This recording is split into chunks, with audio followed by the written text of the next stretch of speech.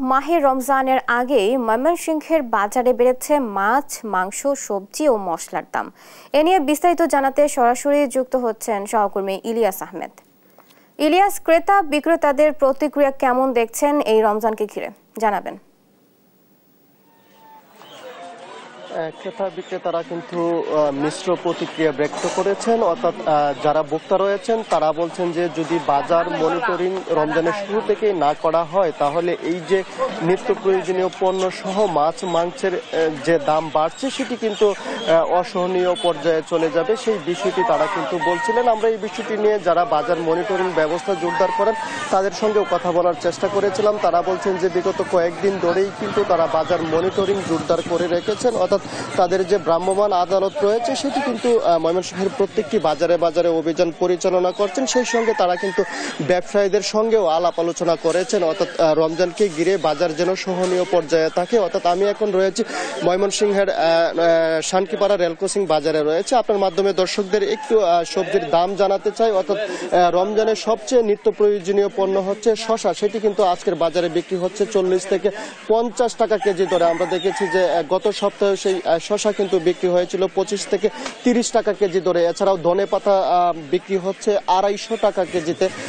এছাড়াও বেগুনের দাম রাখা হচ্ছে 70 থেকে 80 টাকা কেজি দরে কিন্তু বেগুন বিক্রি হচ্ছে।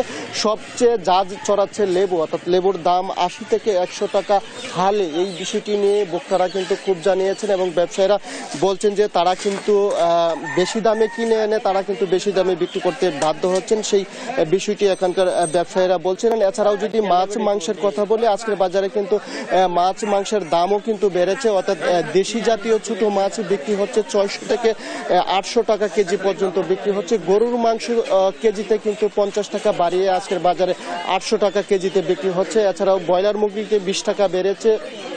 20 টাকা বেড়ে কিন্তু ব্রয়লার মুরগি আজকের বাজারে 200 টাকা কেজি বিক্রি হচ্ছে। সোনালী মুরগি তো 20 টাকা বেড়েছে, সেই সোনালী মুরগি বিক্রি হচ্ছে 320 টাকা কেজি দরে। দেশি মুরগিতে 50 টাকা কেজিতে বেড়েছে এবং দেশি মুরগি বিক্রি হচ্ছে ময়মনসিংহের বাজারে 600 টাকা কেজি দরে।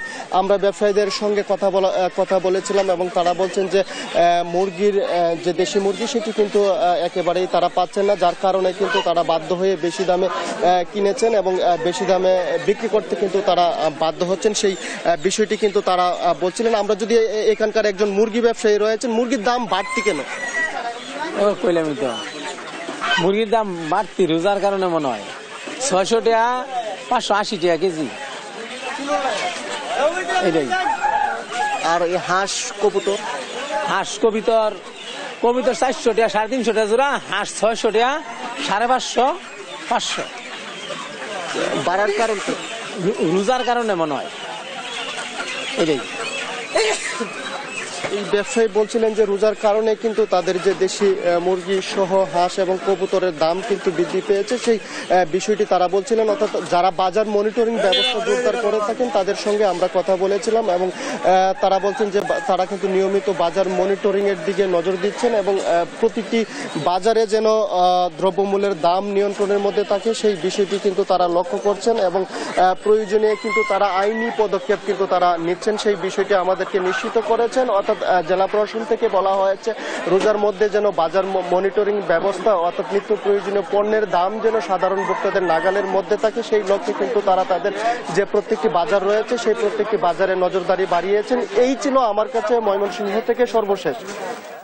ইলিয়াস, আপনাকে ধন্যবাদ। দর্শক, ময়মনসিংহ থেকে সহকর্মী ইলিয়াস জানাচ্ছিলেন রমজানকে ঘিরে বাজারে যে নিত্য পণ্যের দরদাম আছে সেটির ক্রেতা বিক্রেতাদের প্রতিক্রিয়া নিয়ে।